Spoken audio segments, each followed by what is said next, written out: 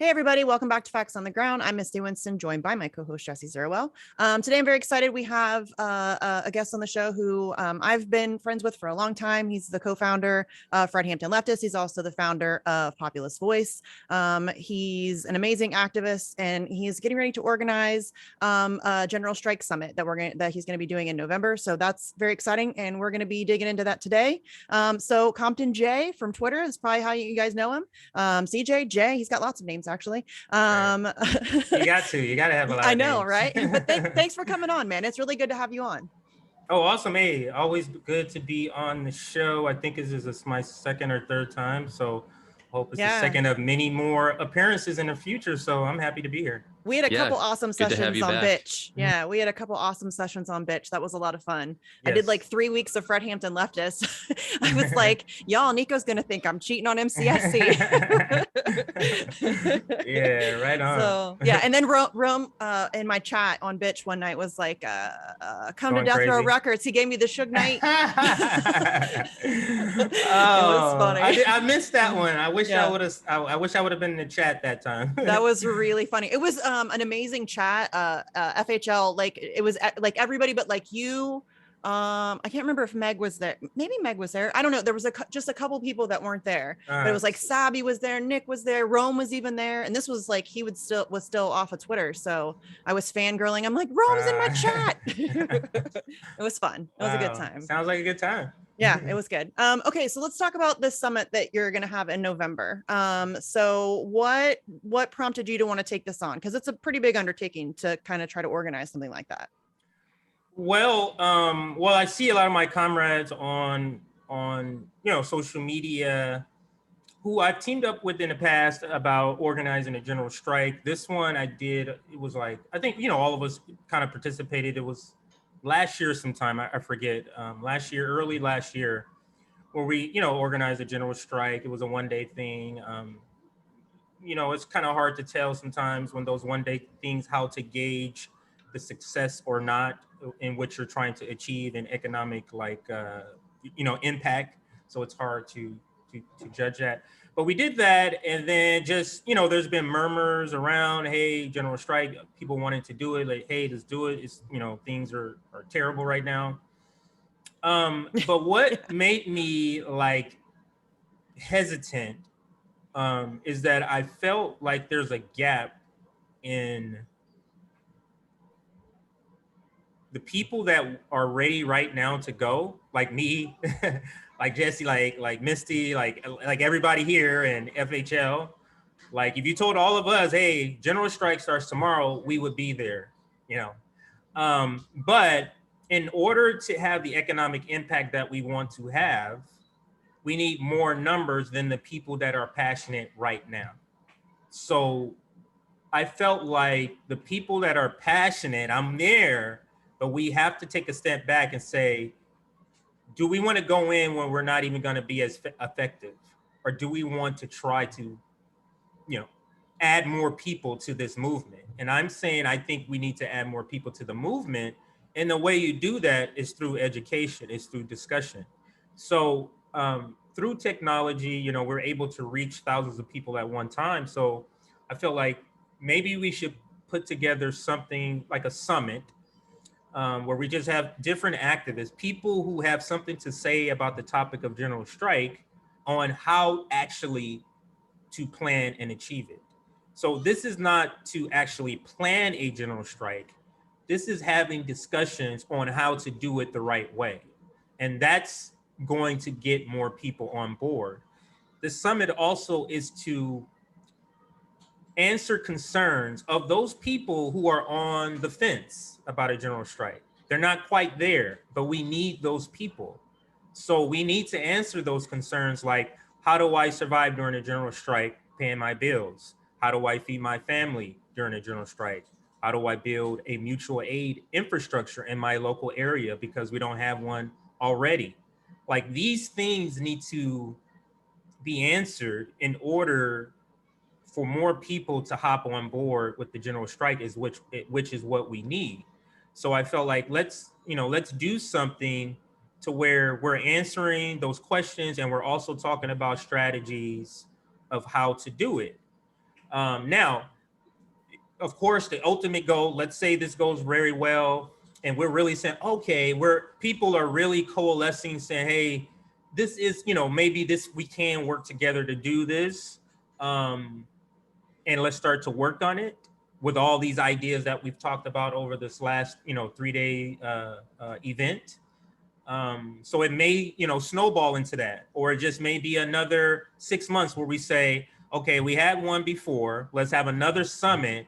Now we had these ideas. How do we actually implement them? It might be another part 2 until we get to the point where we feel like, okay, now let's execute the strategies on building an effective general strike. So that is the whole, where it came from, what the idea is, and what the purpose and what we want to do, or the idea of what we want to do. Can you lay out in general, no pun intended, what a general strike entails? Obviously, this summit is going to happen to drill down into the details of that, but in general, what you mean by a general strike, because we hear that term used a lot, and it seems to be very vague. Right. And this is another reason I also felt the word was being misused, but not for bad. Like, people are organizing to do direct action, but I felt like you're mislabeling it a general strike because you're missing key components that should make up a general strike. Yes. One is longevity. Like, a general strike has to be sustained. And that's, to me, is one of the biggest differences on why I would say some of these other direct actions are being just mislabeled. So what I would say is a general strike. It's funny you asked the question, because over a couple of different conversations, I've been trying to develop what are the legs to the chair of a general strike. If you have the legs, meaning like these things must be there.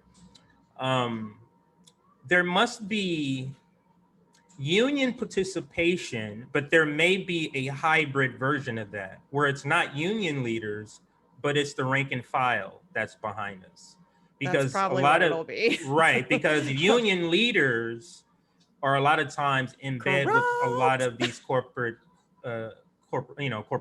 So, or corrupt people. So that's why we say union participation, not union leadership necessarily. But so that's one leg that we feel a lot of these events that are being labeled general strike, that's one key component that we feel is missing. The other leg, I would say, to a general strike is economic impact.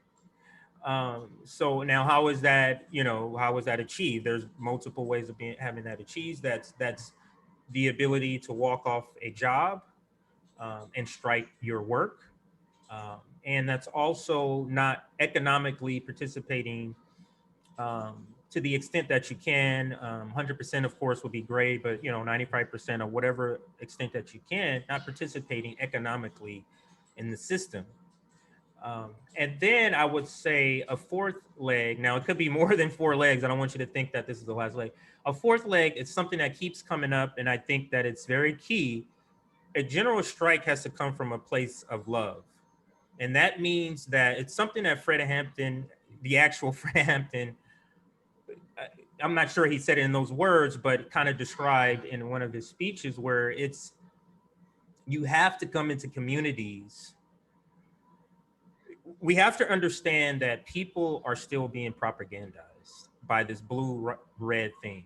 So we can't come in that way if we want more people to come on board. We have to go at them at what's happening with your bills.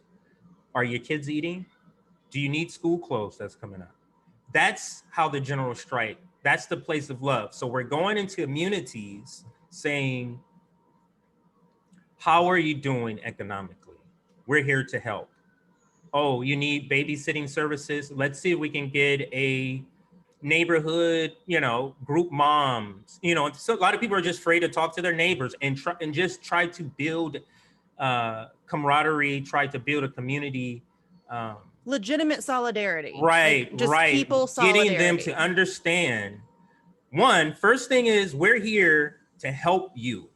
That's the first thing. Now that we're helping you, let us understand why you're in a situation. Economically, your job is not meeting your needs. Let's break this down. Why you're being paid this much? Why this? Why the system is this? This is why we believe a general strike is what we need to do. You understand how a person's ear will be open to listening if you're there to help them.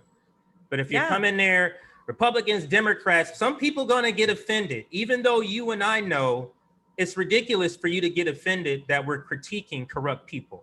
Right. But other people don't see that. You get what I'm saying? They don't see it that way. So we can't come in. It's like you've insulted their mother. Right, exactly. That was my next point. It's like you can't come in expecting to gain solidarity by insulting somebody that they believe is working for them.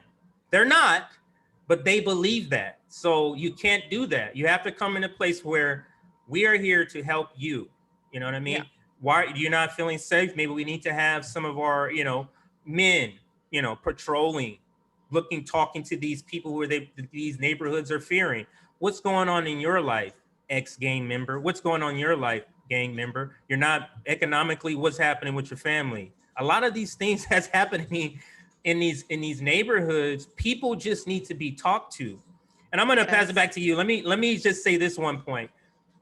This general strike, not the summit, but the general strike may have to be like a campaign where we're going literally door to door saying, hey, let us explain why you're in the situation you're in economically and how we're going to get out of it. If we all band together, this is what we're doing. It's called a general strike. A general strike means this, and you basically tell them.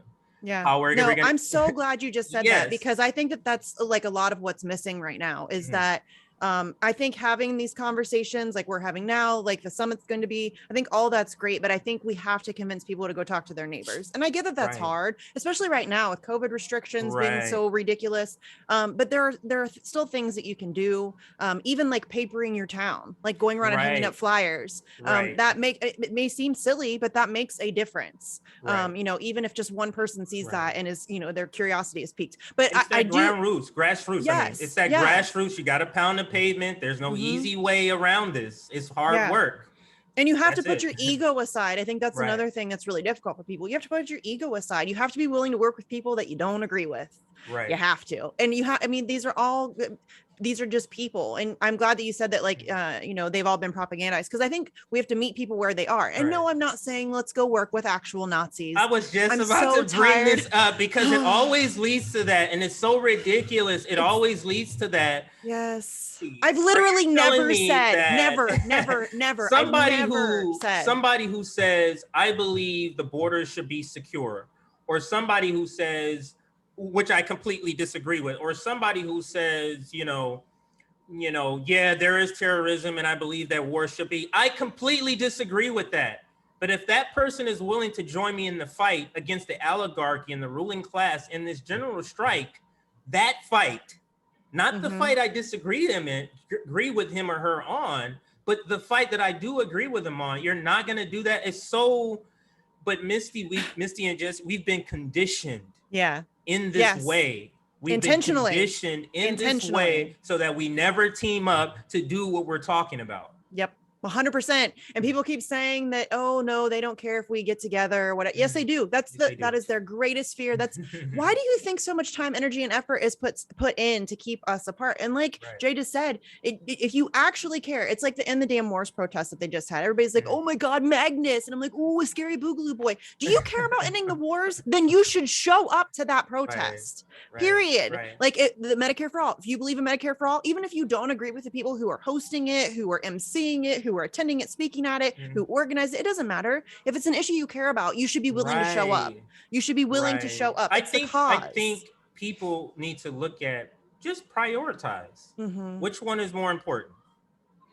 Is Medicare for all more important, or the person you dislike? Right. That's simple. It's a simple question. And whichever one you pick, not the one you tell me, the one you pick is the most important one to you. So those that pick, hey, to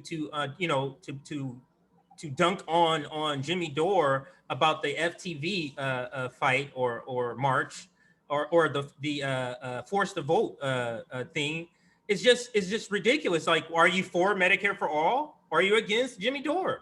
And I think Sam Cedar all but admitted that. I forget what show it's on, but I believe he all but admitted that. Yeah. One second. I'm saying bye to my wife and girl. Oh, so cute. All right.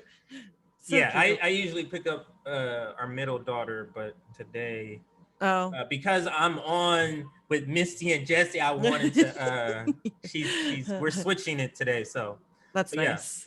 Yeah, but when people put like their hatred of Jimmy Dore above a policy position that they proclaim to care about, they're telling on themselves. Right.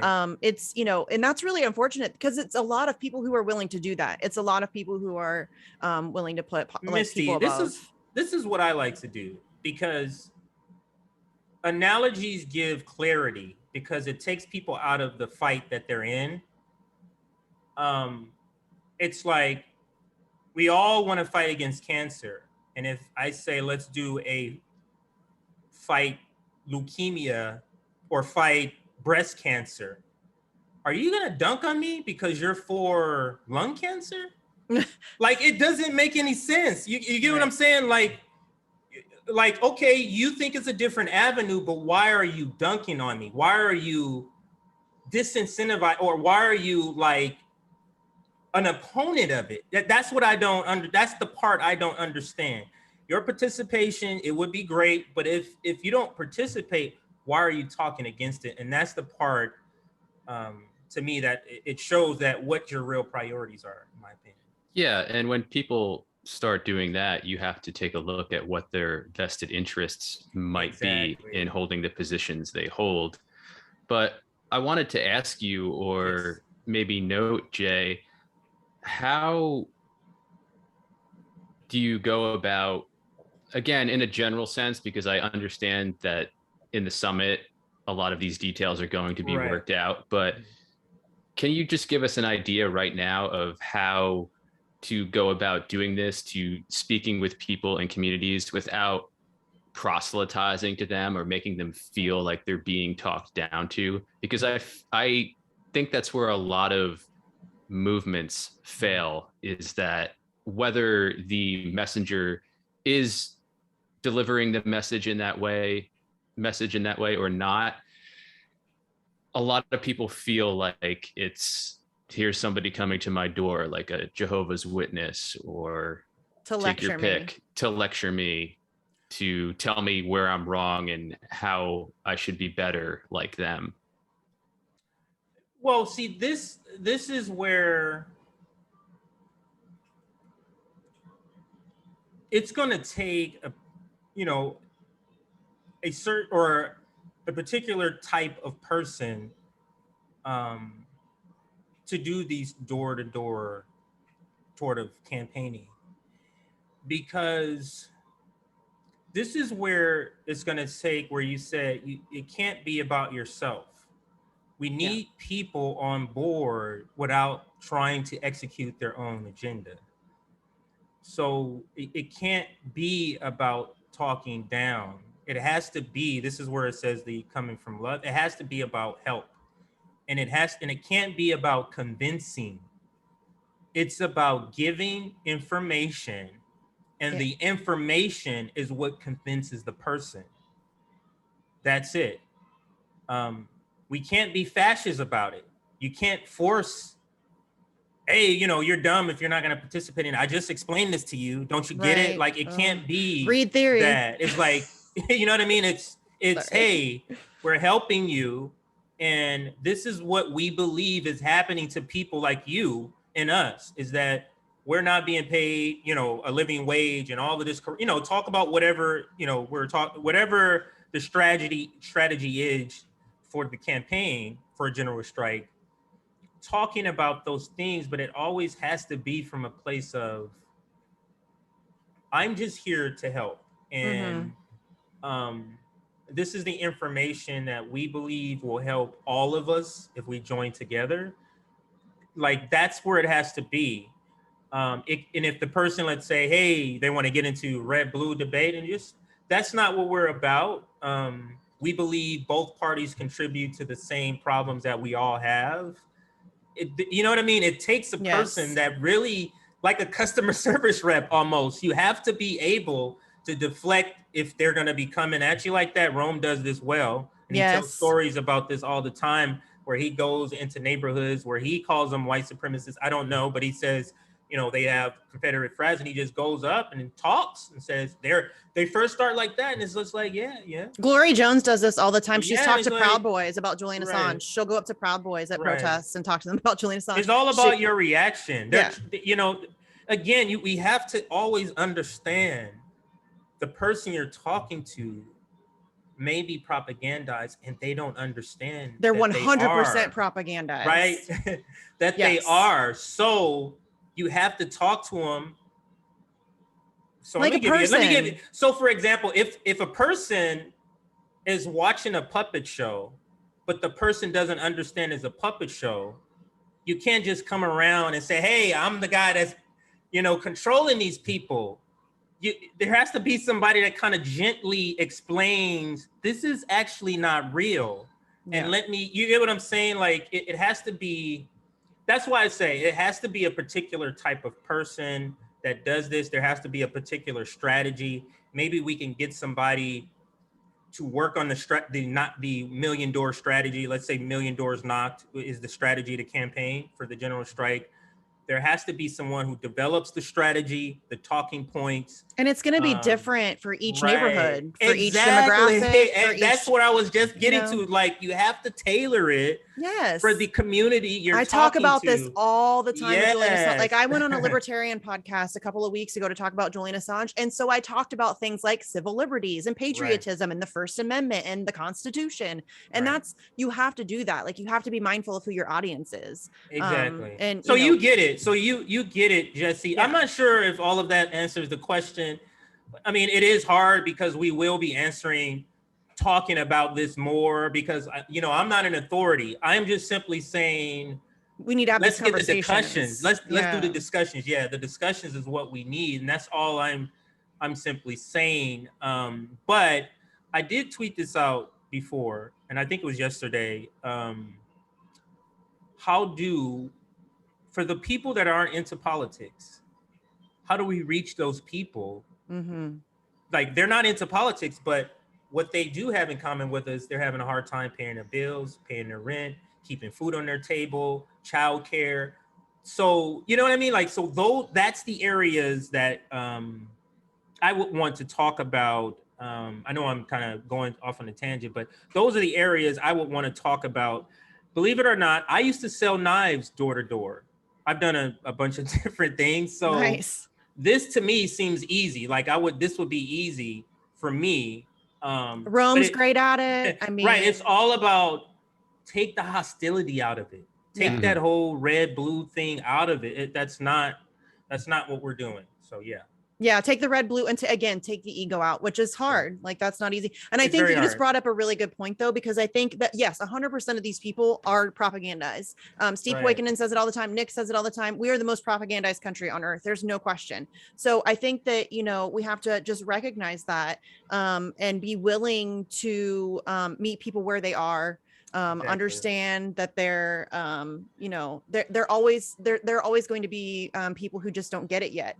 And it's really difficult. Like, that's a lot to take on, to be faced with the fact that everything you ever thought is a lie, and that you have you really have no idea what's going on. And that's heavy. Like, that's a really heavy thing for people to take on. That's why this is the point I had lost earlier. That's why I think there needs to be like a person involved with psychology, a person involved with like coaching, like that knows how to structure a sort of script where it's not verbatim, but it's like you need to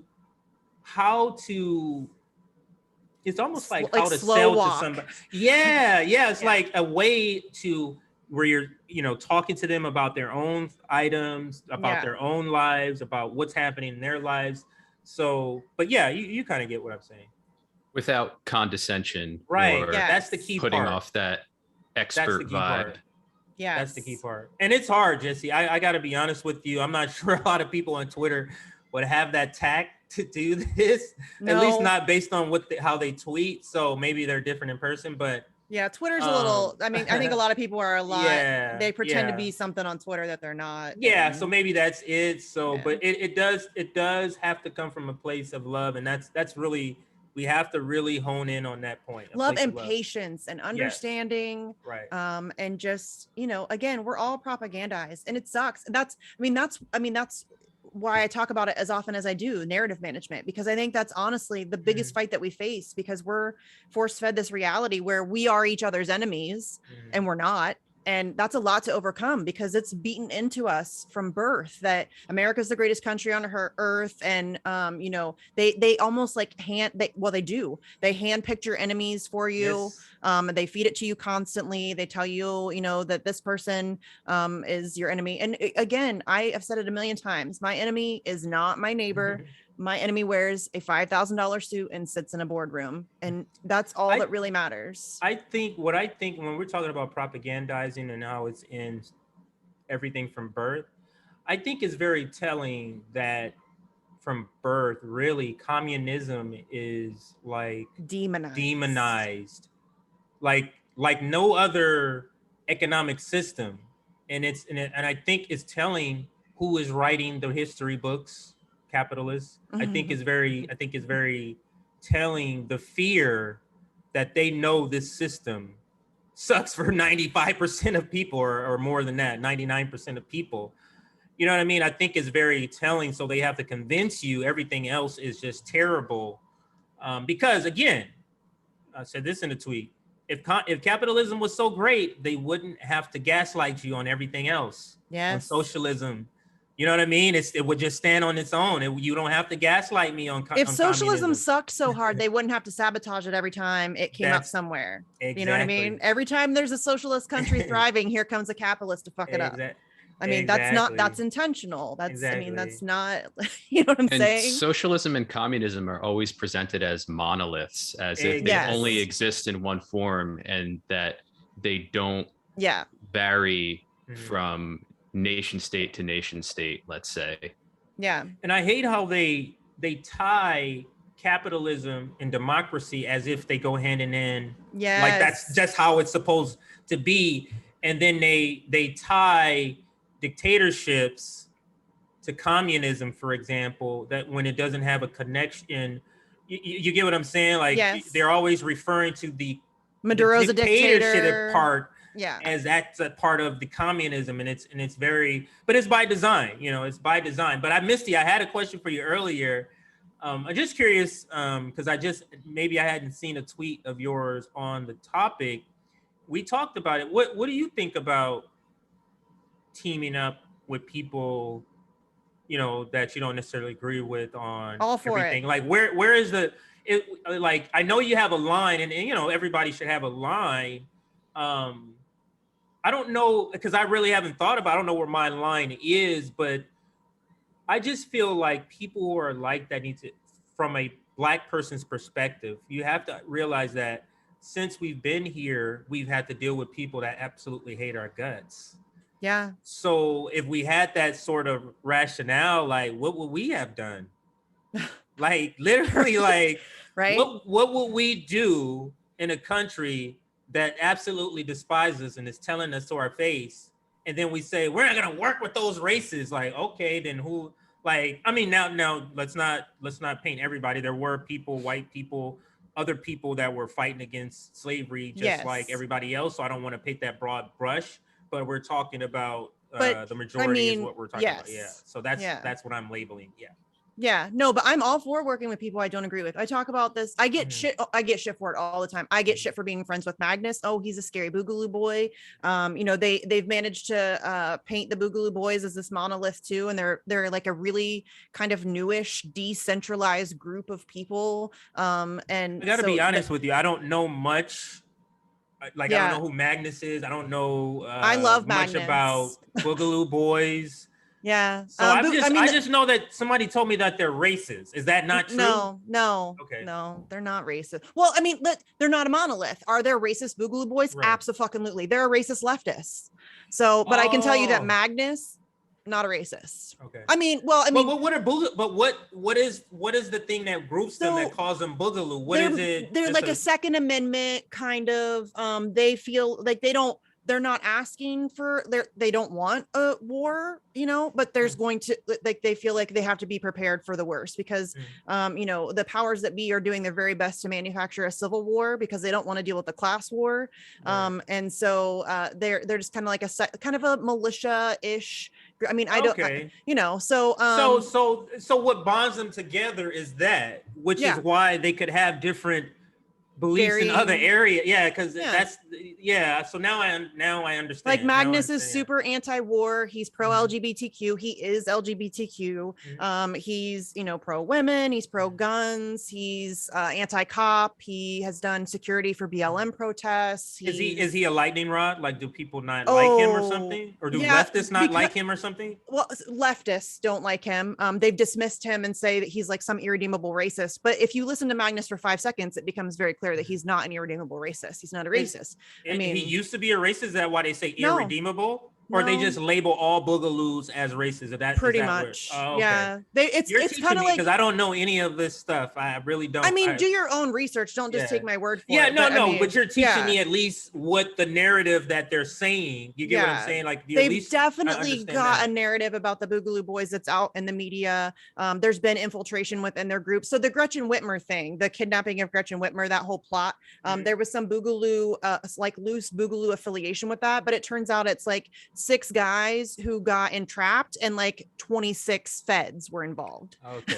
So you know what I mean? Like, you know what I'm saying? Like they've been infiltrated, and of course, like any kind of movement, the left has been infiltrated. DSA has been infiltrated. Right. Like, it's nothing new, but there are people on the left who have bought into the propaganda against this group, and they've decided that they're all just white supremacists, and they won't, like, they've just painted everybody who affiliates with the Boogs as one thing. And it's unfortunate because there's a lot. I've met a lot of, not met in person. I've only met Magnus in person, but I mean, I follow a lot of them on Twitter, and they, what makes Magnus like is he like a person in the hierarchy of their he was on Jimmy Dore's show, so he gave a speech, I don't know, over a year ago probably, at the Michigan State Capitol, where he was calling, his big thing is unity, like what we're talking about, working with people you don't agree with. That's his whole thing. Like, he wants to bring libertarians together with leftists on like Palestine, because we all agree, like that kind of stuff. So he gave a speech at the Michigan Capitol building, and it was like a really good speech where he was talking about bringing everybody together. Jimmy Dore saw it, invited him on his show, and then that's when like all the propaganda and the smear campaigns started. Because I do remember, now you say that Jimmy took some heat for having a racist, and I do remember them saying he had a Boogaloo boy, platforming a Boogaloo boy or something like that. I get that all the time too, platforming a Boogaloo boy. I gotta say, these pop psych concepts and words, it just really irritates me, like this last one. What did you say? What do you call it? What did you call it again? Or what is it called again? The one you just said. The one you just said. The platforming. Platforming? Yes, platforming and deplatforming. My bad. Platforming and deplatforming. It's like, you mean having a conversation? Is that what you mean? Like, yes. Like, and people are so afraid to talk to people who they disagree with. Well, and they think that if you talk to somebody that has like despicable views, that suddenly that means that you hold those despicable views. And that's not what that means. That means that person holds those views, and I'm having a conversation with them, and then we go our separate ways. I maintain my views, my opinions, my beliefs, and they maintain their own. And like, we can have those conversations. And if it's about something we agree on, then okay, that's fine. That doesn't mean I agree with them on everything. Like, it's this weird thing where they think if you talk to somebody, you become that person literally. And that's not how it works, you guys. Like, but this is what we were talking about earlier, how they want us to remain divided, and deplatforming is another pop psych culture word or a concept that does that. Another one is cancel culture. All of that buys into we all need to be separated because we disagree on 1 issue, 2 issue, 3 issues, 4 issues. All of that buys into that, and it's just, I'm just it's a method of yeah, control. just And not it's into that. so unfortunate that so many people buy into it, because it is like, it's really effective. They've convinced people that it's like, you're a terrible person if you're willing to speak to somebody who has a different viewpoint than Right. you. And I'm not going to go around like with a questionnaire of all of the issues and like make people fill them out before I'll have conversations with them. I don't give a shit. Right. I want to get stuff done. I don't have time for that. Like, I want to end the wars. And so if that Right. means I have to go to protests with people who maybe I disagree with on abortion, okay. Like, we don't have to agree on abortion right now. My question would be like, where do you think these people go that you don't want to talk to? Like, they go to the right. Yeah, because they're welcoming. You know what I'm saying? Where do you think they're gonna go? The alt-right is very welcoming. That's that's just straight up like, we talk about this all the time. The left screws each other over. The right bands together. Like, they stick together, and we could learn something from them on that, because that's how they manage to grow their numbers. Because while we're shunning people and like turning our nose up and acting like we're better than them, they're saying, yeah, come on, hang out. We got your back. And of course we're going to lose those people to the right. It's so self-defeating. It is so self-defeating. If we would just have conversations with those people and be open and be willing to teach them and talk to them and be patient and understanding, we're going to win people over to our side, because our ideas are better, period. Right. Period. Our ideas Right. are better. We can win on ideas, but that's not, we're too busy pretending like, moral superiority over people. Like, we want to sit smugly superior in our little safe space. Right. And not have any, like, not get anything done, but we're going to feel good. Like, we're so much better than you. Right. Like, it's so stupid. A perfect example of this, I think, is the responses, Jay, to your thread you put out about the upcoming summit.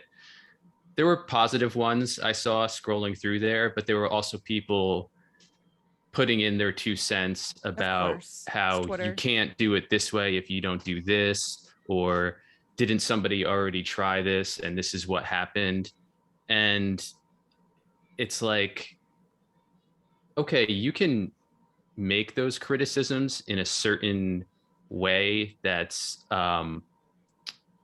productive and constructive, but it's like a reflex now to respond almost as if to prove that you know more or better, and say like, hey, you're doomed from the start. People and 99% of the time, those people that are commenting like that have never done anything. Right. They've never tried anything. Right. And I would also say to them, okay, so why don't you get involved with what Fred Hampton leftists are doing and contribute your voice and this fount of knowledge that you seem to have. But that happened with the Medicare for All marches, actually, because there was the where somebody had infiltrated the graphics department and got that I don't know if he's like, I don't know who he is, but like the former neo-Nazi got announced as a speaker. He was never a speaker. He was never invited. It was somebody, and like just put out a graphic. But then people were like, oh, I can't believe they let that happen. And well, instead of criticizing them, this is like a small group of grassroots, like legitimate grassroots organizers. This is like a lot of them, it was their first time organizing anything. So instead of like bitching and moaning about how they let this happen, volunteer, help vet people, like contact them and say, what can I do to help? I gotta tell you, ever since a kid, people, once I hear that you're not on board with what I'm thinking or saying or the idea, or you're negative, it just automatically shuts off. Like, I don't hear you. So, and that's why the people that try to criticize without help, like if you came in and say, hey, I think I have a better idea, I'm with that. Yeah, I'm with that.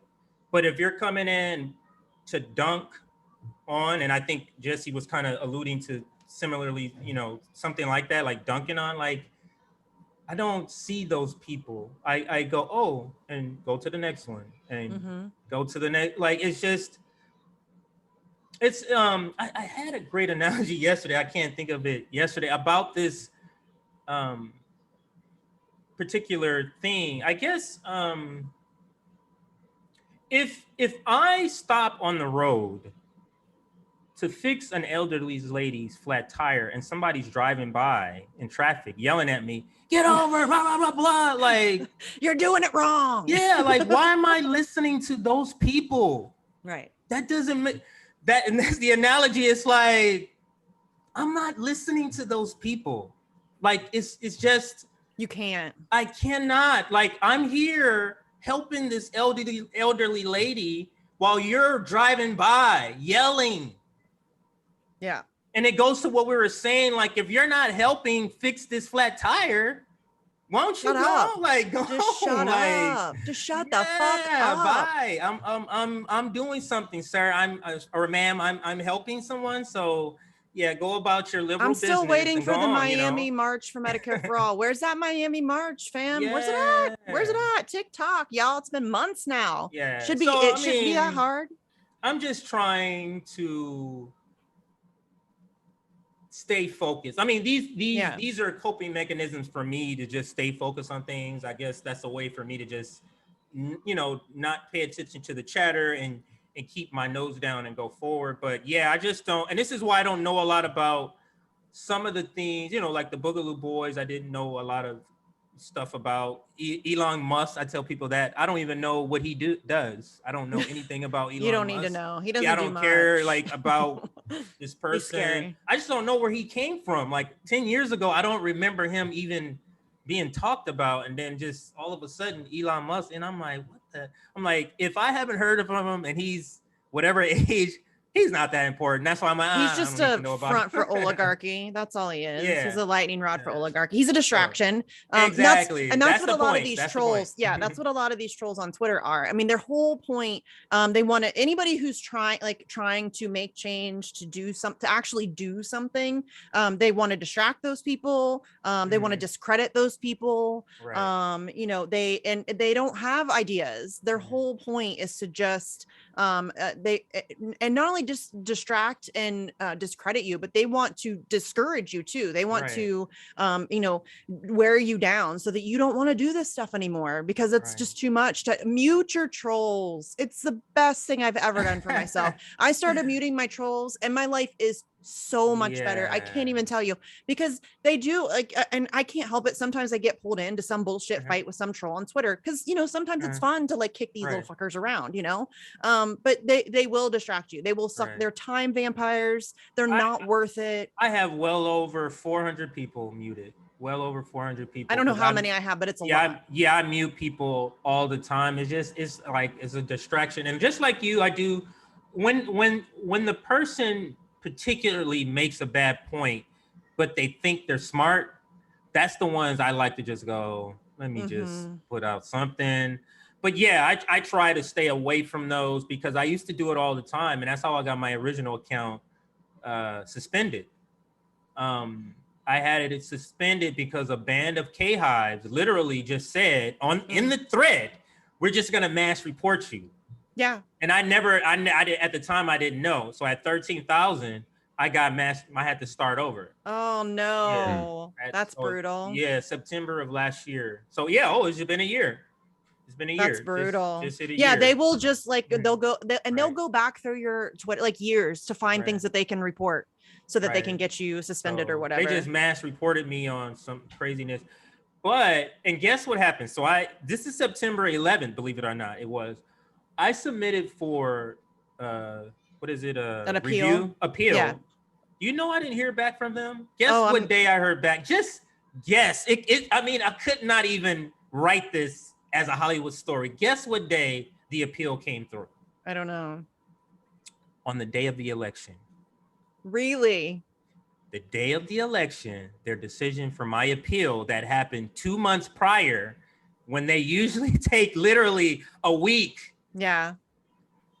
Because they saw all the stuff that I was posting about Joe Biden. They obviously saw all that stuff I was posting about Joe Biden. Oh, we're not going to tell this guy nothing until the day of the election. I just thought that was just, man, you guys are just showing your ass doing that. Yeah, and that's not Joe Biden, by the way. I just want to say fuck Joe Biden. Yes. Real quick. You can say that anytime around. Yeah.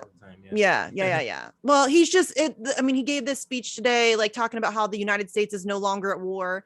And I No longer can't. at war. What? Yeah. And he's talking about how we're going to move towards a society of peace. Meanwhile, he's still bombing Somalia and Syria and committing genocide in Yemen and sanctioning who knows how many countries across the globe. And it pisses me off because people buy into that shit, and it, it's disgusting. And people don't know about it. And yeah, that's the main thing. People don't know about it because the people who are supposed to report on that and tell us about our government is the press, but their own. They're corporate ruling class. And it's fine though, because the people who tell us that misinformation is bad are also the people who decide what misinformation is, and they're the ones that decide how to deal with it. So I'm sure that's fine. It'll be fine. I'm not sure if I talked about this with you before, but just a curious question for you and Jesse. Do you think Trump presidency using the phrase fake news is the same thing as the Joe Biden presidency using misinformation? Yes. Do you think it's exactly the same thing? Is what I think. It's the exact same thing. It's what they do is they use the example. So Joe Biden administration will use the example of that. Yeah, that is misinformation. But that's not the actual application. Anybody saying anything negative about Joe Biden, now that's labeled misinformation. It's the same thing how Joe Biden used to label anything that said anything bad about him was fake news, even though it was facts. And I just wondered if anybody else saw that. And that's a great point. I agree. And I think it's a conscious effort on the part of the Biden administration to make him and his administration seem more sophisticated or more cultured than Trump's by saying misinformation instead of fake news, because fake news sort of has that and it's a Trump stigma thing attached to it, a stigma attached to it, the blue collar stigma, like it's blue collar. I get what you're saying.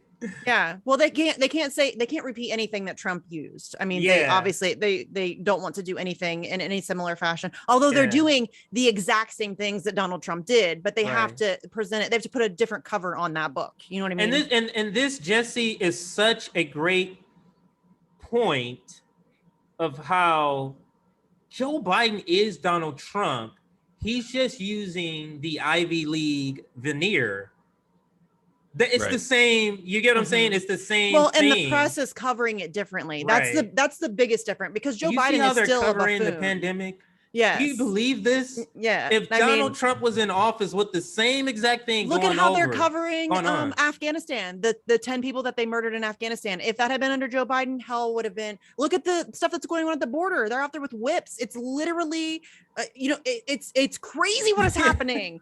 And if that was happening under Donald Trump, can you imagine the kids outrage? in cages? That's another one. Kids that's again, y'all. This is why I talk about narrative management and propaganda so much, because that's the front line. Like it's the exact same story, and you can see the vast difference in the way that is covered, the way that is presented to you, and that's a real problem. Because people buy into that, because people have been so conditioned to really believe that there is a real difference. And this is what I'm going to start using for those people, or I began using, is that if the Democrats and Republicans are getting money from Pfizer, for example, do you think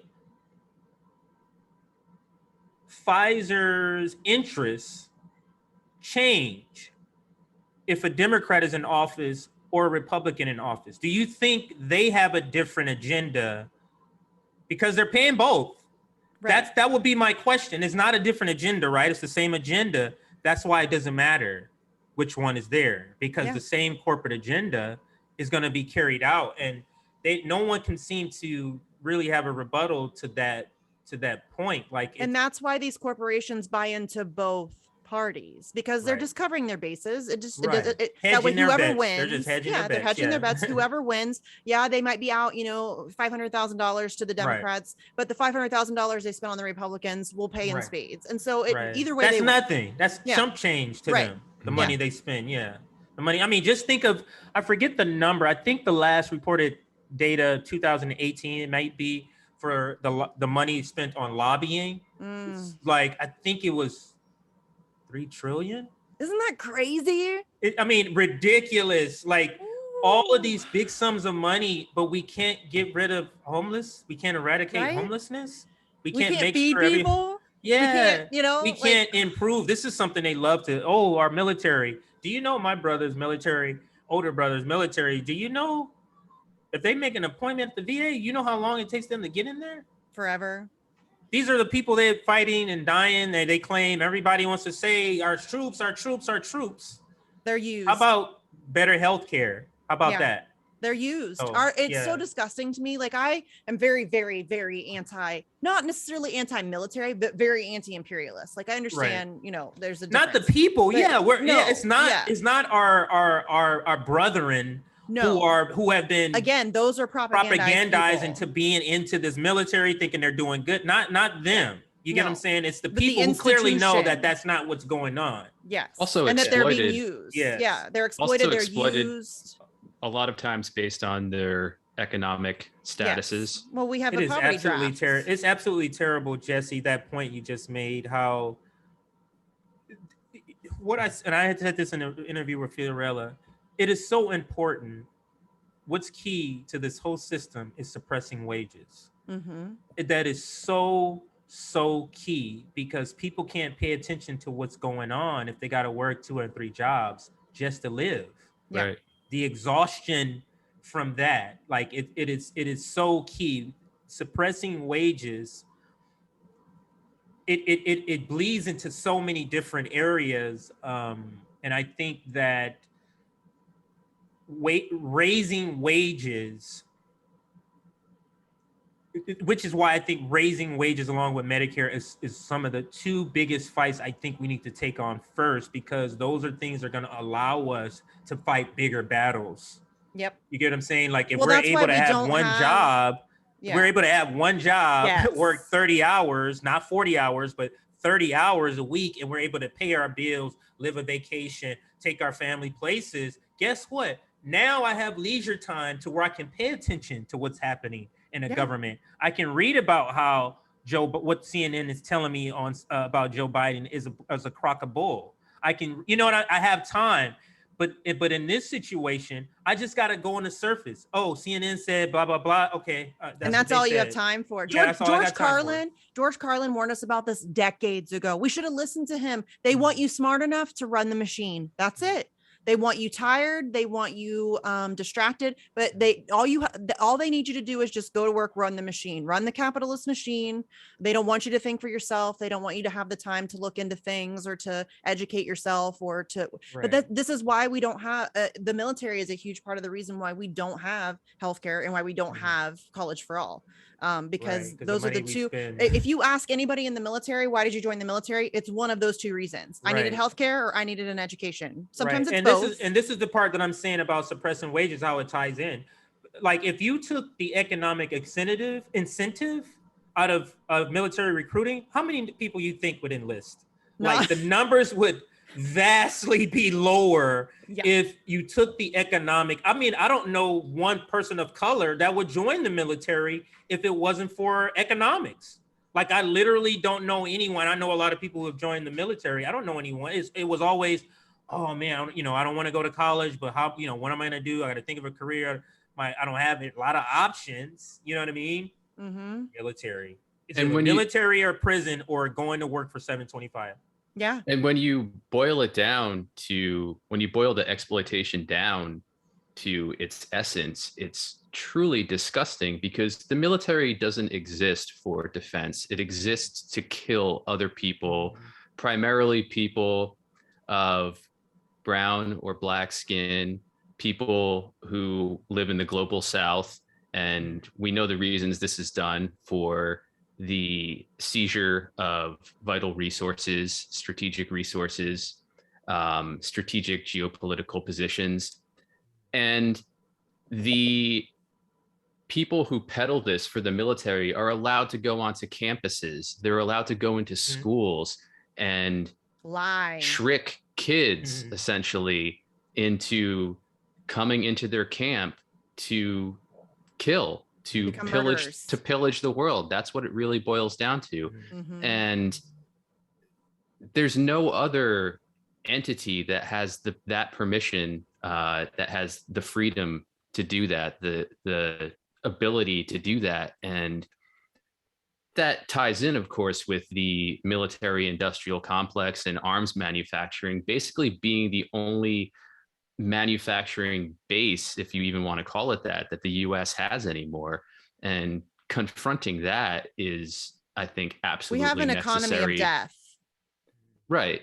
And it's the thing is, it's like, it's truly disgusting what America does to incentivize people to join the military, some of the lies they told, Black soldiers with the GI Bill in the past. It's just, it's terrible that you have to do that. You have to incentivize people to join this Terrorist organization. This awful organization. But the propaganda around tying freedom to our military, it's disgusting. And the amount of people that just do not get it, it's terrible. And I don't know if they're ever going to get it, because where they watch, for example, my mom, she has cable. She's damn near 80 years old. She's not going to go online and read stuff. Where does she get her news? Right. You know what I mean? Like, where is she going to go to get her news? But CNN, but that's what we're up against. Like, there's nothing else she can get her news. So that's why we got to have, these conversations. But it's terrible. And we all need to get podcasts. That's why I say everybody should have a podcast. Yes, thank you. That's the only way we're going to combat this propaganda is they're suppressing us. That means everybody get one. You know what I mean? So that's what I advocate. Well, the censoring is so prevalent. I don't think people realize how bad it is. And we talk about the mass media, which you were just mentioning. And when you have like 5 or 6 corporations that control 90% of the media, that's not good, because those are the same corporations that own your government. And so it's like there is no more gray area. That's fascism, really. Right. So we're living in that now. And the censorship has gotten so much more intense over the past like 10 or 15 years. It's really escalated. Like Barack Obama went after more whistleblowers and reporters than all other presidents before him combined. Why do you think it's ramping up? Like, what do you think? The empire's failing. I think the empire's failing, and so they can see the cracks. Yeah, it's like a desperate grab for power and control. Like they can feel themselves losing it, and so it's like a desperate. It's like a dog backed into a corner, and they're like just lashing out and trying to. But I mean, it's going to cause a lot of pain. Like it's avoidable, which is what is really frustrating to me, is that if we could get people to recognize it now, it would be so much easier, because the longer we wait to deal with these issues, the worse it's going to be for us. My theory, I don't know if it's a theory, is that capitalists, or the people, the ruling class, they know that this system is unsustainable. This is the reason why they're building up our police departments and making them militarized. They know the fight is coming. Yes. Because they know people are not going to take 100% they know. They know. Now, I don't know if it's going to be, now all of us wanted this fight to be, tomorrow. And I don't know if it's going to be in, next 5 years, but they know wages going like this, prices going like this, there's going to be, they're closing ranks. They're closing ranks. Yeah, so they know what they're doing is frustrating. They're preparing. They're militarizing local police, because posse comitatus prevents real military. So how do ruling class get around that? Just militarize our local police departments. That's all. Same thing. And the National Guard. Exactly. Yeah, no, they know. That's what's really scary, is that they're preparing themselves. They're closing ranks. They're stockpiling all of the resources. The CARES Act just gave them a shit ton more money. Bill Gates is buying up all the farmland. BlackRock is buying up all the property. They're preparing themselves. They're militarizing the police, and we're fighting about some dumb cultural shit. You know what I mean? Right. So that's what's scary, is that we are very quickly losing ground. Like they're already massive miles ahead of us, and we're continuing to give over, more and more. And it's sad. It's sad. Now the good news is because we have the numbers, we can make up the ground quite quickly. Yes. But I don't know where the breaking point good, for the floodgates for that to happen. I don't know. I mean, we now have people cheering on, like, segregating people based on vaccination status and wanting people to get like microchipped. Yeah. And maybe this is it. Maybe this is the event that people are gonna say, this is just too much. Like,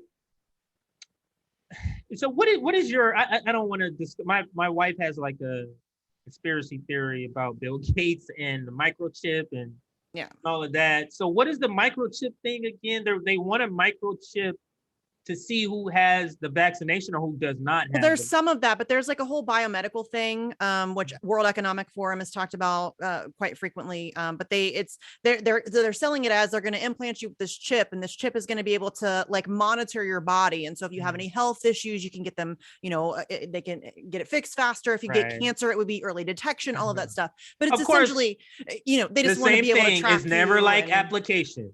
It's always the practice is never the theory. This is why you're gonna cancer, and people are gonna be like, cancer? I'll be able to detect cancer, and they'll get it because that sounds great. Exactly. That sounds great, but it always has to come with a poison pill. It always has to come with a poison pill. And these are pure psychopaths. Right. I don't think that that's hyperbolic to say. That's not overly dramatic. These are psychopaths. Like this is Klaus Schwab. Like people say this is when you talk about the World Economic Forum and the Great Reset and all that stuff. People say, "Oh, that's such a conspiracy theory." There's books. He wrote a book about it. Like they have like public like events where they all go and give speeches about this technology, and they talk about Klaus Schwab has said you'll eat bugs and you'll like it. You'll have nothing and you will like it. I'm not going to try to do the accent. What is their end game? What is the end game for these people? Like they want to automate everything and then they don't need us anymore. Wait. So they want to just have all the money and then all of us just pretty much die out and they have all the money and resources so that they can They can just live by themselves? I guess so. Psychopaths, Jay. They're psychopaths. These are some seriously disturbed people. They have no humanity. As we know, the nature of power is to perpetually accumulate more power. Yes. And it's an addiction. That's the rationale that underlies all of it. And I don't think it goes any further than that, or that these people think any further than that, because you have unlimited power. Where do you go from there? There's nowhere you can go from there. That's the end goal. You just keep accumulating, and you have to wipe out the impediments, human or otherwise, that stand in your way. And I think another way we're seeing this is with the vaccine passports or proving that you've been vaccinated. They're trying to sell it as, well, it's a way to keep people safe, but it's not. It's a way to divide people. It's a way to control and surveil people.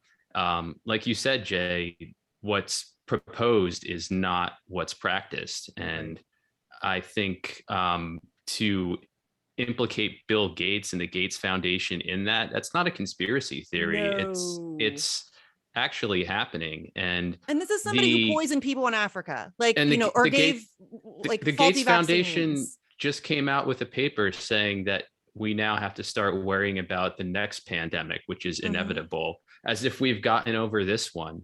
And none of this is conspiratorial. They don't know. Their whole lives have been about the acquisition of more.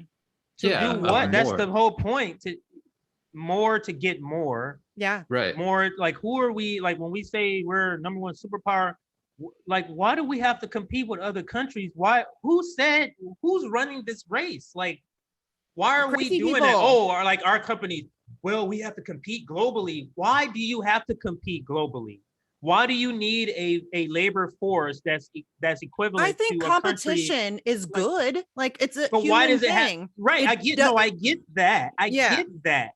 For example, this is the reason they say, oh, we can't pay these high wages and these union jobs and all of this because we have to compete globally. That's the point I'm making, is that why do American companies have to compete globally? I get competition within America, and then because it leads to the question, so you're saying American labor has to sacrifice so that American corporations can gain more profits. At what end is my whole point? When is it end? Because they can just go to another country and pay 10-year-olds cents per hour. Like, is that where we're going? Yes. Like, is that where we're gonna go? It's just about the accumulation of everything for the few. Like, they just want all of it, and so they'll exploit the workers here at home, or screw over the workers here at home so that they can exploit workers abroad, so that they personally can accumulate more wealth. They don't share that amongst the rest of the population, even if they did that, it would still be unacceptable to me because they're exploiting labor in other countries for that gain. So it's a completely ridiculous concept where we should be looking to everybody across the globe. All workers across the globe should have a dignity in their work and should be able to sustain themselves. And like that, to me, that seems like the human thing to want and to work towards. And I'm like called a hippie. Oh, you're some kind of hippie. You just think everybody should be taken care of. Yes. Yes, I do. What? Yes, I do. We could absolutely take care of everybody. Life alone. Why is that not the goal? Why is that not the goal? The reason that's not the goal is because we've been conditioned to believe this whole personal. This is what people don't understand. The whole personal responsibility came from this. A capitalist had all the money and they say, I got all the money. Now it's personal responsibility. You get what I'm saying? Yeah. Like, you already have all the money. So now you want to say personal responsibility? Like, let's give everybody the same money, and then start from there. Personal responsibility. Well, there is no personal. Jeff Bezos didn't do anything spectacular that he deserves that much more than everybody else. Right. He's just a dude. He's just a dude. He's not. The only thing is that he's a shitty enough human that he's willing to exploit people for personal gain. That's his only different quality that he has from somebody who has like a conscience. He shouldn't be like awarded for that. Right. Can you imagine having hundreds of billions of dollars where you literally can eradicate homelessness overnight? A trillion. Yeah, I think he's a I'm sorry. No, I'm sorry. Yes. Wait, he's going to be the first trillionaire. I'm not sure if he's a trillionaire yet. I don't know, unless he got divorced more than me. He got divorced, But if combined, he is very close. So you can wipe that out. Like, everybody's, and the thing is, it doesn't affect you at all. Yeah. Like, it doesn't affect you whatsoever. And the way the tax code is, how much tax write-off you would even have for even doing that, but you just don't do it. Yeah. Why? He's sick. Why? Like, I can't imagine being a person like that. I'm just trying to understand. There is no understanding. How do you do that? Like, how do you not go, you know what? You can't make sense out of nonsense. These people don't have it. And I got an extra, 500 billion. Here, go ahead. You know what I mean? Like, why don't you look at the pictures out of Yemen, the starving children out of Yemen, and Jeff Bezos could remedy that today, right now, this second, he could remedy that. And he makes the choice to not do so. Yeah. And that's, that's, you're sick. Like, that's why I call them psychopaths. There's no way that you could be of sound mind and accumulate that amount of wealth. And you know what I mean? Like, you just can't. I wonder if you get in the ruling class club, are you restricted from doing certain things? Like, do it stops you? I'm just thinking of all the people and all the good they can do, and they just sit.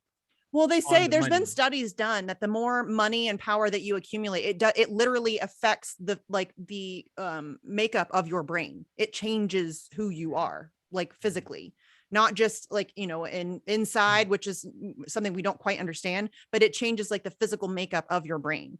And so, once you get to a certain point, you change. Like, there's a level where you can no longer empathize with people. And you know what I'm saying? It really does change who you are. Bernie Sanders is a perfect example of this. Daryl, you're getting on my nerves. Do tell. Well, Bernie Sanders, he essentially became a cult of personality and built millions from donors who sacrificed in untold ways because for his campaign, because they believed in what he was saying and that he was going to fight for them, as cliche as that is. And he walked off the field. He liquidated his campaign twice.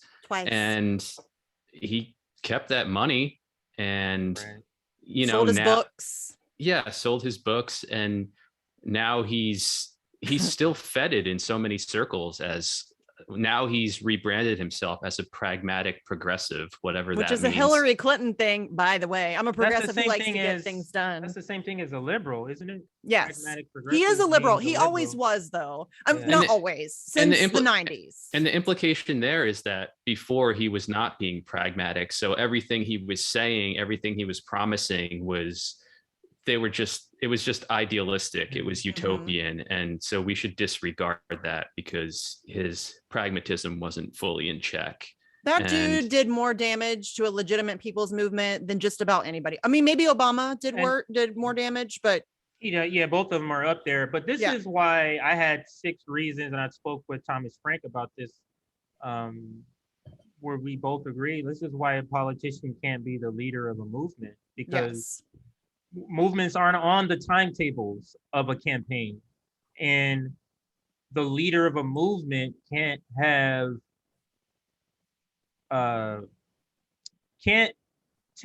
give priority over a political party than the movement. And anybody who is tied to a political party will always pick the party over the movement. And this is another reason why a politician can't be can't be the leader of a movement. Now, imagine if Bernie Sanders wasn't a politician and he was raising that money.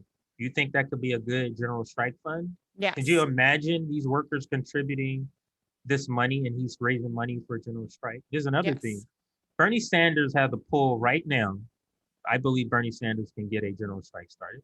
I don't think he could now. But let me explain. Now, I don't mean, hey, let's everybody jump out.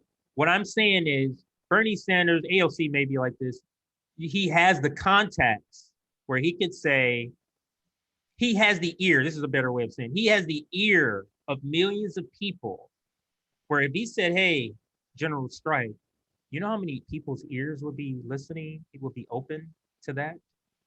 So my point being is that people like AOC and Bernie Sanders have this tremendous power, and they just simply don't use it.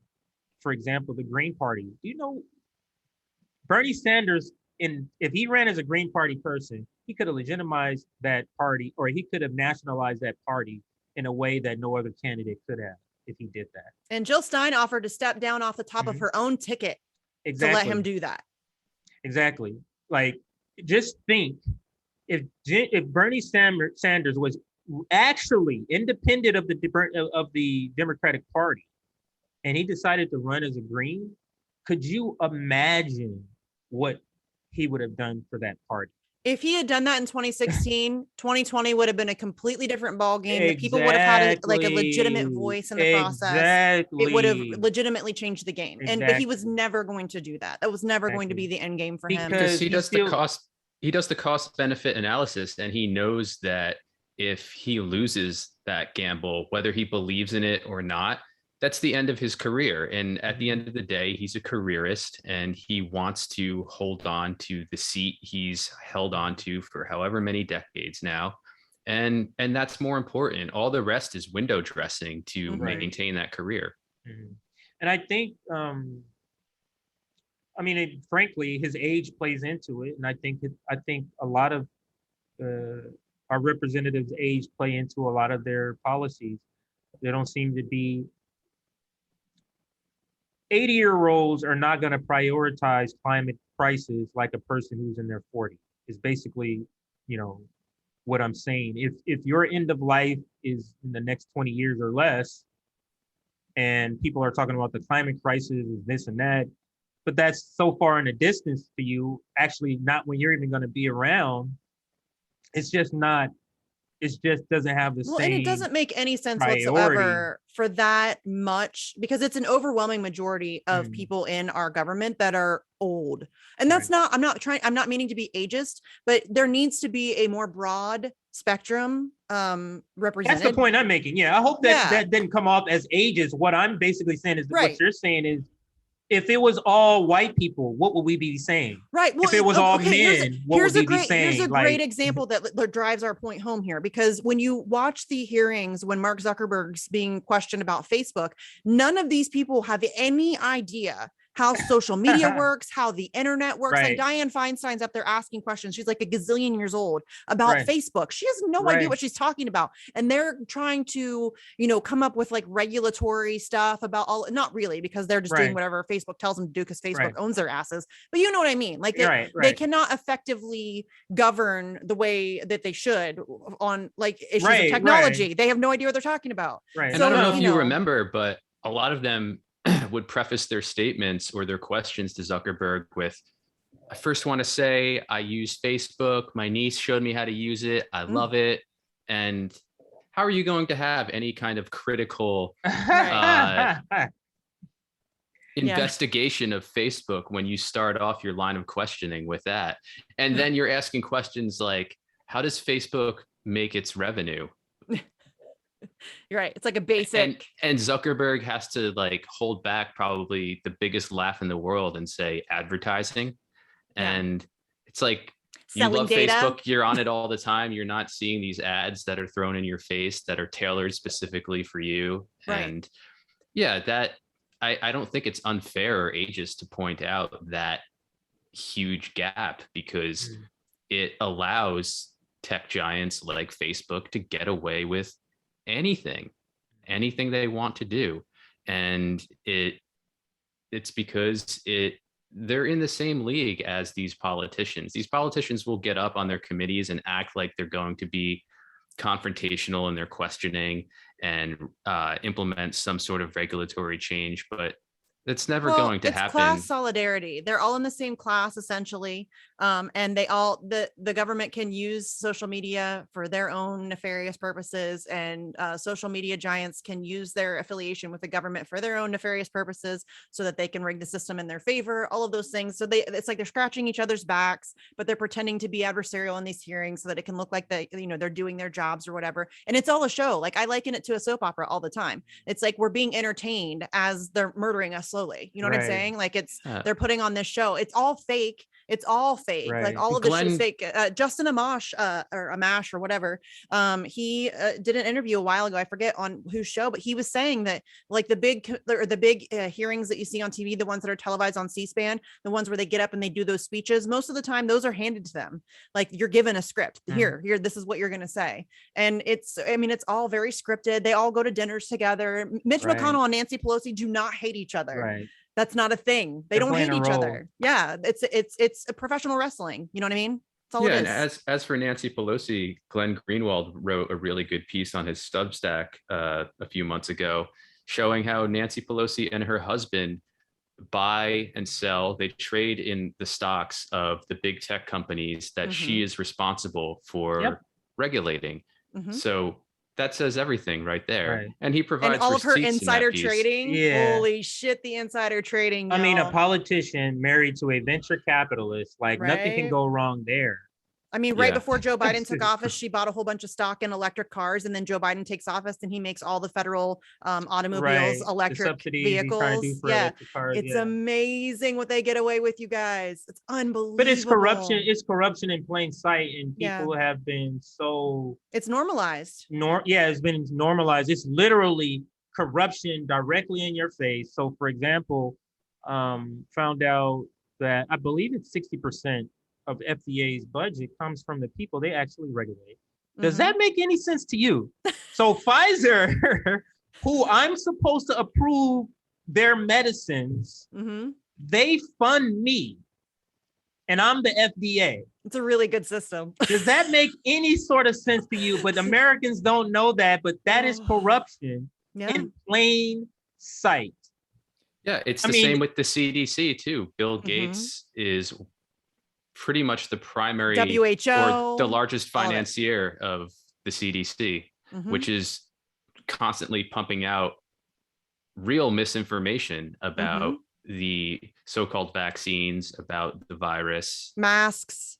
Mhm. et cetera. It's And then constant they just say, well, the misinformation. CDC said that. Well, the CDC said that. Are you going Right. to believe science? Well, that's yes, trust the science, Jay. But that's why I said but earlier that listen, the people experts who in this system, as I forget, I think it was in the Communist Manifesto, he kind of breaks this down.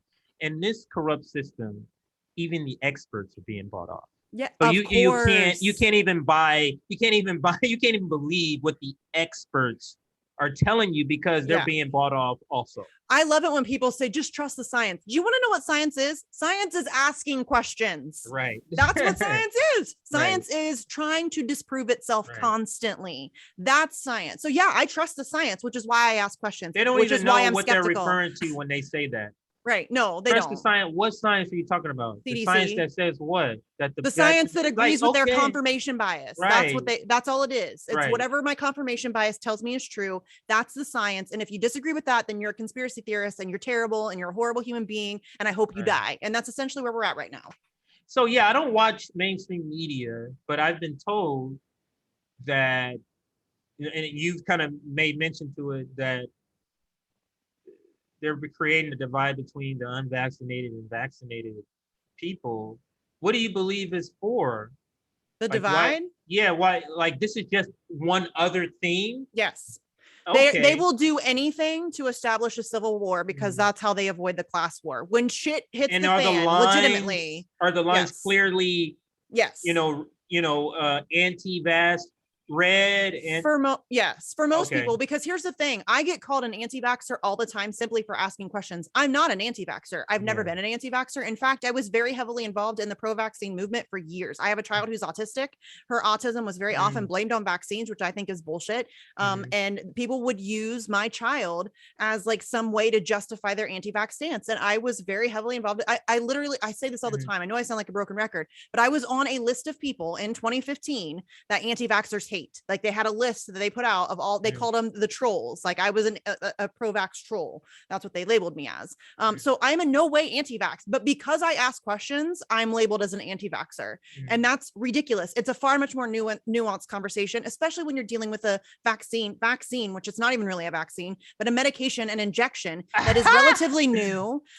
It's relatively new. It Misty, hasn't been studied. That's the first time somebody said that. And I say this to my wife all the time. I'm like, if I go get a measles vaccination, I don't get the measles.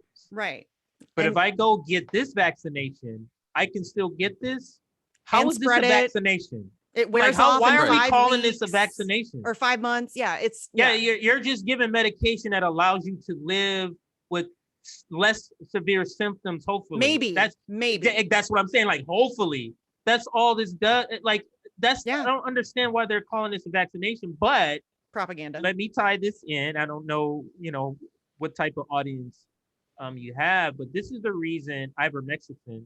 Yes, I'm saying that this is the reason why they have to demonize that, because in order for them to put through an emergency vaccination, there can't be treatments. Right, and especially not a treatment that's generic.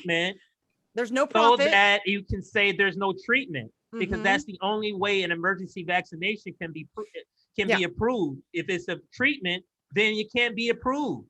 Right. No, and here's the thing though, there's no profit in ivermectin because it can be made in generic form. And so if there was profit to be made in that, I'm sure they would have pushed it harder. They wouldn't have demonized it. But the Twitter account Black in the Empire, I'm sure you know who I'm talking about. He's like my brain twin sometimes. He's going to be on Bitch tomorrow actually. Yeah, he's amazing. And he tweeted out the other, maybe it was today, I don't know. But did you notice how easy it was to get people to start repeating horse paste and swollen balls? The way that they're able to control the conversation, control the narrative. You can see. So you're basically describing, Misty, how you can see real time how propaganda is working. Yes.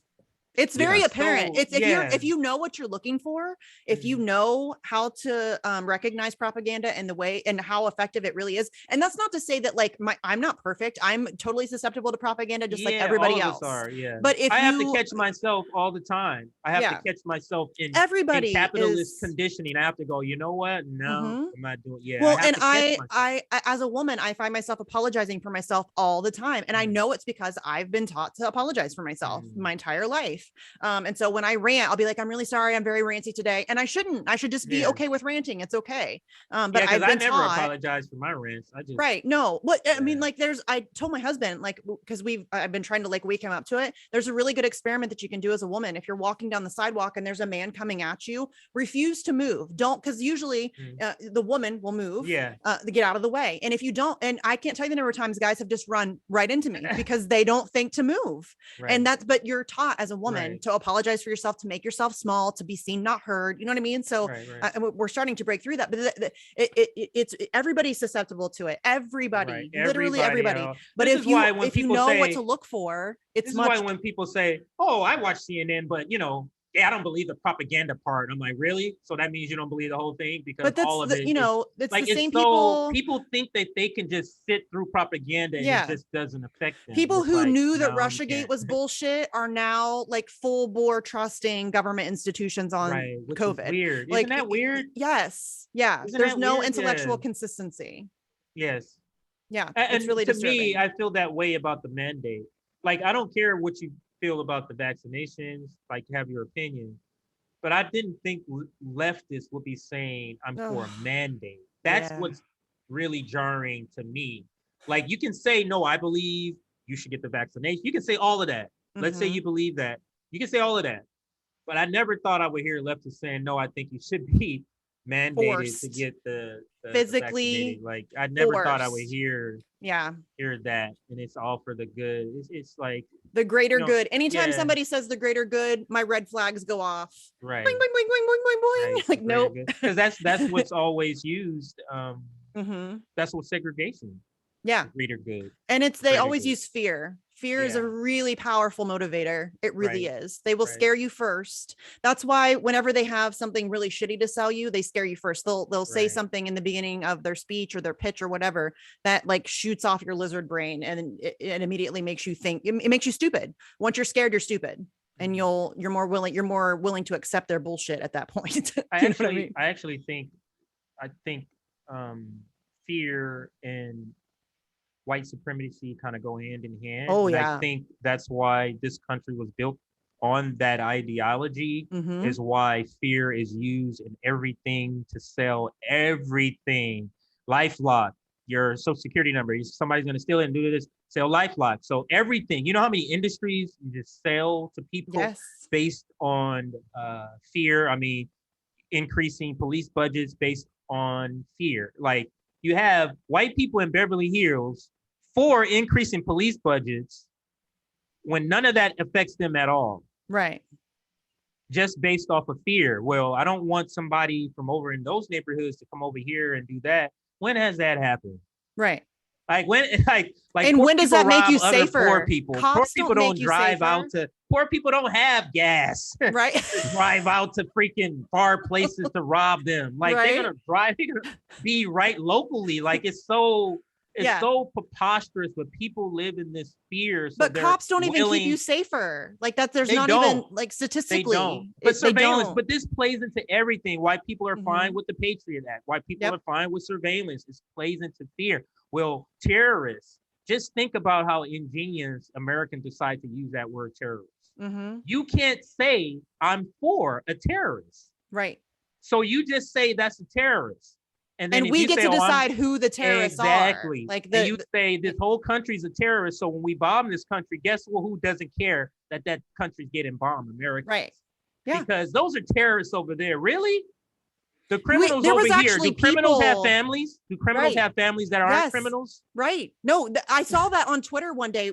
I don't remember one of the times that we bombed a bunch of people. I think it was the time that we bombed the bus, maybe the school bus. And I saw somebody on Twitter literally say, oh, well, it's fine because those kids would have just grown up to be terrorists anyway. You're talking What? about children. What is wrong with you? Right. But that's the conditioning that we have in this country where that's the conditioning, Yeah. and Hollywood plays a part into it Mhm. because Hollywood is the It's a tapestry, propaganda is the visual, plays the machine. visual. I mean, Ooh. how many cops? I mean, can't even name a show that puts cops in a bad light. I can't name one.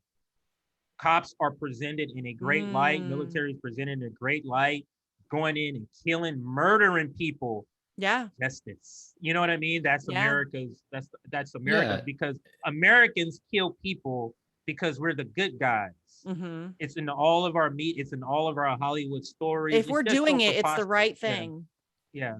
Right. And we see it in films that are lauded as these super realistic portrayals of what it's Right. like to be an American soldier, like The Hurt Locker or Yes. Zero Dark 30. And look at The Hurt Locker. It's about a jacked up psychopathic male running around a country that has been illegally invaded and occupied and committing Murder. acts of violence, right? Murder, or American Sniper is an even more egregious example. Mhm. And we're supposed to fet these murderers as heroes, and sympathize Celebrate with their struggles when they come home, because they're so psychopathic that they can't live a normal life with their families. They need to be back in a war zone, wreaking havoc on an occupied population. And that gets sold to us time and time again as not just, these are people, or this is an enterprise we should celebrate and respect, but, these are critical and looks at what it's like to be in the military, when they're not at all. No. It's just a hyper violent form of glorifying it. It's whitewashed. It's empire washed, Mhm. It's and that's the problem with the winners writing history, is that we have a bunch of colonizers deciding what's reality and that's what I was talking about earlier. When you are having these conversations with people, most people don't even know their own history. They have no idea the legitimate history of their country. They're sold this ridiculous story, this fairy tale their entire lives of what this country was built on and how it was, you know what I'm saying? And so disassembling that for people, that's tough. That's really hard, because it really is your whole life. It's a fucking lie. I say this to people all the time, like, literally, for me, all American history is suspect. Like, I don't care. Like, I don't, like, just because you're liars. Yeah. You lie, and I don't believe. I don't care even if you tell me you have proof. Like, I don't, like, I just don't.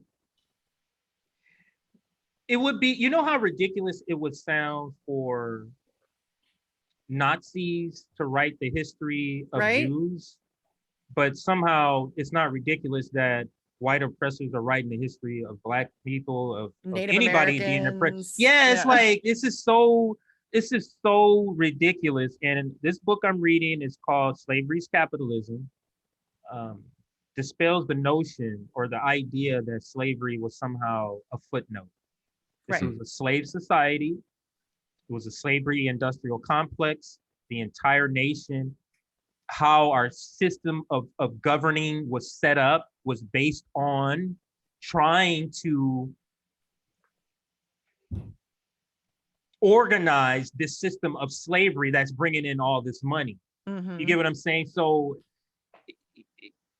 it's just not so the whole Juneteenth holiday, it's like, you got Juneteenth, but it doesn't come with the real telling of what what real good is it? You're just gonna co-opt it, and you're gonna have, the the Juneteenth sale at Macy's. It's so you know what I performative. mean? Yes. It's so It's like ridiculous. another capitalist holiday. Yes, Like I don't yes. have any right to be I'm very white. I have no right Yeah. to be bitching about it. But yes, it is like it was like a performative, like Yeah. another capitalistic. Honestly, it's kind of to me, again, I have no business talking about it, but it's offensive. Yes. It's fucking offensive. Yes, It's so, offensive but beyond measure. you get the point. It's just, Yeah. we're not having honesty, No. or white America's not. It's the same thing as like painting Black Lives Matter on a road Exactly. somewhere, but not actually doing anything about police brutality. It's the Kenty, it's the kneeling, and it's so gross. It's offensive beyond measure. It's so performative, and it's really frustrating to just see it played out over and over and over again. It's like, oh yeah, and even people who are typically regarded well, I don't know how they're regarded, but my example here is Spike Lee. And after the murder of Trayvon Martin, there was Spike Lee, I think, was on the cover of, I want to say Rolling Stone, but I could be wrong about that. And it was an interview with him about Trayvon's murder and the larger conversation surrounding that. But I think the quote they used on the cover was something to the effect of, and this is coming from Spike Lee, "We are all Trayvon Martin." And I looked at that and I said, no, we're not all Trayvon Martin. Mm-hmm. I, as a white 38-year-old male who was raised in a middle-class family, I am not Trayvon Martin. I don't have to fear for my life the way most Black people in the United States do. Just when they leave their houses, I don't have to fear for my life because of the police the way they do. I mean, the police will victimize whomever they want to, but yeah, we know what the score is there. Right. And so it's the way that narrative gets diluted. And I don't think Spike Lee saying that had any sort of nefarious intent, but it's like the emotions overwhelm the rationality, and it's like, no, we're not all. It's like when celebrities do the whole "we're in this together" about the lockdowns. No, we're not. You're rich as fuck. This doesn't impact you. You know what I'm saying? Like, I hate that generalization where we're all created equal. We're not. That's a lie. We're not created equal in this country. So basically, it's like it's a broader point I'm making here, and that is, I don't know if it's unique with Black community, but once a Black person becomes a Black elite economically, like, they still get to speak for the disadvantaged Black community, even though they're not. Right. Even though they're not, and they're still given the legitimacy. Ta-Nehisi Coates is another example. Yeah. They're given the legitimacy as if they still are, and they speak. They're asked to speak in those instances as if they are speaking from that point of view. Right. Like, you know what I mean? Like, Ice Cube, for example. I like Ice Cube. He's from the same city I'm from, grew up kind of in the same, era. But Ice Cube has been a millionaire for a long time, several decades. So he is fighting for the Black community, but his fight is not the same as mine because his economic struggle is different, or he doesn't have the same economic situation that I do, or some of the other people in the Black community. So when these Black people go on and do these things, like you said, I don't think it's, any ill intent. Necessarily. I'm but sure it's there never, are some. right, there are some. Yeah. But it's never pointed out that fact that, hey, I am now in the upper bracket, so right. I'm kind of distant from this. Like people think like Dr. Dre is still the Dr. Dre from Compton. He's like gonna be a billionaire. He's been a millionaire for like literally 30 years. Like, he doesn't wear khakis no more. Like, that's wearing starter jackets. Like, they're so distant from that, and they've been living Well, like I said, once wealthy you reach for a longer than they certain- live poor. yeah, at once this you point. reach a certain level of money and power and influence, it literally changes the Yes. like the makeup of your. So I mean, that's not, we're not like discrediting, you know, No, not anybody. at all. It's just Yeah, a it's just- reality of you your can't- economic situation. That's Yeah. all it is. Just It's a what you were saying reality. earlier. That's why they can't be leaders. You know, Right. they don't right. know. They don't know. They just, they Yeah, can't. black celebrities cannot be leaders also. Yeah. Yeah, and that's where capitalism comes in, because it's portrayed to us as, look, here are examples of Black people who've succeeded within the capitalist system, who've won the fight, so to speak. And so therefore they are the legitimate mouthpieces. They speak on behalf of the disenfranchised, oppressed Black communities in this country. And it's, you know, with the cult of celebrity that exists in this country, it's really easy for a lot of people to fall for that. Yes. And, but again, it goes back to the economic gap. And, you know, also the idea that capitalism is this organic economic entity that, you know, there's just no other way. Yeah. And so when people succeed within it, it should be hailed as a triumph, and therefore these people are experts or spokespeople who should be deferred to in some capacity. Yeah, Jeff Bezos is not like a role model. He's a failure. Like that's a sign that your system has Right. failed. Anybody that's able to reach that level of wealth while people are starving, that's a failure. You failed. Like that's, I mean, to me, that seems like a very obvious thing. But I will say that we were just talking about how American history is very, Danny Sherzen has a new book out. It's called A True History of the United States. And it's really good. It's a huge ass book. It's actually literally right there. Boom, right there. But it's huge. It's like a really thick book, but it's a really good read. It's kind of in the vein of Howard Zinn's People's History of the United States. And also what's her name? Help me, Jesse. Roxanne. Thank you. Yeah, Roxanne Dunbar Ortiz has an Indigenous People's History of the United States. That's also a very good read. So I think that those books have been very helpful for me, because like we were talking about, it's really difficult for people to see that everything that they've been taught is a lie. And I think that those books were really helpful for me breaking away. I mean, just like think about it. If you think about the story of America, came here and committed genocide, why would those people say, hey, we came over here and killed all the Native Americans here, decimated those bastards? Like, they're not going to say that. You get what I'm saying? They're going to say Thanksgiving and the Pilgrims, and they showed us this. And yeah, those unruly, you know, Indians, yeah, we had to take some out because they were just unruly and violent. You know what I mean? And it's just which is funny because the opposite is true. The opposite is true. When we talked to Lisa, shoot, I'm forgetting her last name. She's a Native American historian, but she was saying that prior to the colonizers coming, there was like virtually no rape, there was no murder, there was no violent crime amongst indigenous population. It was just kind of unheard of. There was no sickness. Yeah, and then you know, but we treated them as if they were you know, the barbarians, and you know, we have to civilize these people because they didn't have the same amount of clothes, and they were smoking, and they had the men had long hair. We got to make them cut their hair. We're going to send them to these schools so that they can be civilized. Puritan values that I don't even know where they come from. Why these Puritan values? But that's what the white people do. We like to force our beliefs on and our ways of life on everybody else. That's what we do constantly. I mean, look at how many times have we invaded a country and then you know, we're going to bring them democracy. That's we just want them to be our lapdogs in the capitalistic empire that we are. And so, you know, we'll take over your country and force upon you our values. And if you don't comply, then we'll just overthrow your democratically elected government and install a puppet dictator. Right. You know what I mean? That's what we do.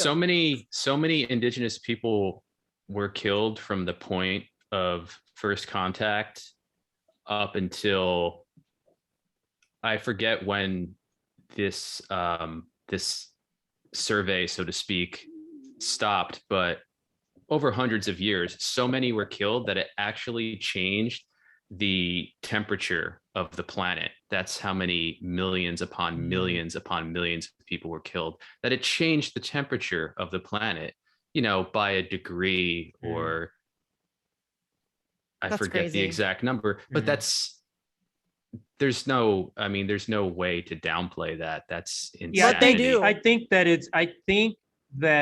again, the country, the history books are wrote by the people who did the killing, is that it's so underplayed the amount of people indigenous in the Middle Passage. You know how many African bodies line the ocean? Mm-hmm. You get what I'm saying? Like yeah, I mean, I just can't imagine if you were to excavate this country, just the millions of indigenous bodies that are Just here. look at the ones we're finding at the terrible. schools. It's the just residential schools. I mean, it's Yeah. hundreds every time. Every Yeah. time at graves, it's like hundreds every time, and it's been multiple times now. And if Mhm. we were to do that at every one of those residential schools, it would be. I mean, it's unbelievable. It's not unbelievable, but Mhm. it's it's a lot. I mean, just It's a look at lot. the example. This is the example. Just look at this example here when American bombed and killed 10 people. What was the narrative they tried to paint at first? Well, that was Some sort of- ISIS-K. Yeah, That was a terrorist. hooray. Yeah. You don't think that happened in the history books? Oh, of course. That they just murdered people, but then they made it seem to be some sort of heroic event, the battle at the whatever. Yeah. You get what I'm saying? Like, it's terrible. Not until somebody had to do an investigation to prove that, no, those were just aid workers in his family. And when you kill your enemy, Yeah. who's there to tell their story? Nobody. Exactly. You get to tell the story however you Yeah. see fit. You get to make Yeah, yourself look as and- cool as you want. The head Pentagon spokesman first said that it was a righteous strike. That's a direct quote. He called it a Mhm. righteous strike. And I forget the other point I wanted to make about that. Now they're just like, whoopsie. Yeah. Right. Whoops. Right. Our deepest Yeah. condolences. Fuck out of here with your deepest Yeah. condolences. Are you kidding me? What do You you- murdered 7 Right. children. What do you Oh, and think then- those people are going to do? They're family members. Right. What do The you other- think they're They're going to do? radicalized. Yeah. The other thing I wanted to add to that too is that General McKenzie, the one who came on and made the apology, Mhm. he gave the directive to the drone operator from, I believe he was in Tampa, Florida. That's where he gave the order from. Mhm. This On I- shitty I intel. think he's the head of CENTCOM. So I there's all sorts of things you can unpack with that are just disgusting and criminal. But my question always would be, do you think this is the only time? Like, this the Of time we course found not. out? Daniel Hale. Like, Daniel do you Hale. think like the first Daniel time Hale. they did it is the only time we found out? No. Come Daniel on. Hale told us. Daniel Hale told us years ago what our drone program was. He showed us exactly 90% civilians, 90% unintended targets. That is unacceptable by any stretch of anybody's Yeah. imagination. 90%, 9 out of 10 people killed by a drone is the wrong person, Right. or just And like it's- and it's- an and- innocent but those bystander. lives don't matter because Of course not. They're brown. Yes, those You lives know? don't. I mean, They're brown others. people. Who They're cares? terrorists. Like you said earlier, we Yeah, they're create terrorists. terrorists out of an entire Create this country. narratives because they have to be bad in order Yeah. for Americans to be fine with you murdering them. And Daniel Hale's in prison, and George W. Bush and Barack Obama and Joe Biden are walking free. And they're being whitewashed. Do you see Yeah. how George W. Bush is being whitewashed right now? Yes. Yes. He was a war criminal, and they Preisner, said thank it you, all the Mike time on Preisner. MSNBC. Now they Yes. got his whole administration running that station. Yeah, but thank you to Mike Preisner. I'll say it publicly. Thank you, Mike Preisner, for yelling at George W. Bush. I wish more people would yell at George W. Bush. Oh, and there was another guy, Jeb. I'm forgetting his last name, but he also went to an event and yelled at George W. Bush. There's no video because something happened with his phone or something in the middle of it. But he was trying to live stream it and it didn't work. But shout out to the guy who threw a shoe at George yes, W. that guy Bush. too. Yeah. Normalize yelling at war criminals. Can we do that? They should, seriously, these people shouldn't be able to go anywhere should be without shouted being down. just shout it down. Nowhere, no dinner, no, Barack Obama shouldn't be able to enjoy like a day in Martha's Vineyard without being yelled at. We should follow them around and yell at them relentlessly. These are war criminals until they're in The Hague. Let's do it until they're in The Hague. Let's go. So okay, we've took up a lot of your time tonight. I'm really sorry. We do that sometimes. No worries. But yeah, do you want to tell everybody? Okay, so give everybody the information about when we're gonna have the General Strike Summit, when they can check that out, and then also let everybody know where they can find you on Twitter, YouTube, all your shows, all your plug stuff. Do it. So on Twitter, you can find me at Compton Made Me or I guess maybe if you search Compton J, that might come up also. But the Twitter handle is Compton Made Me. Fred Hampton Leftists, follow us on TikTok and Instagram. The full name, Fred Hampton Leftists with an S at the end. And then on Twitter, it's Fred Hampton Left. That's all the character we had, all the characters we could do. So Fred Hampton Left, but tomorrow check me on Straight Out of Politics on the Fred Hampton Leftist Network. Comrade Misty will actually be on there on the panel. We're talking general strike. We're talking some of the things that we want to address at the general strike. So that's tomorrow, 3 p.m.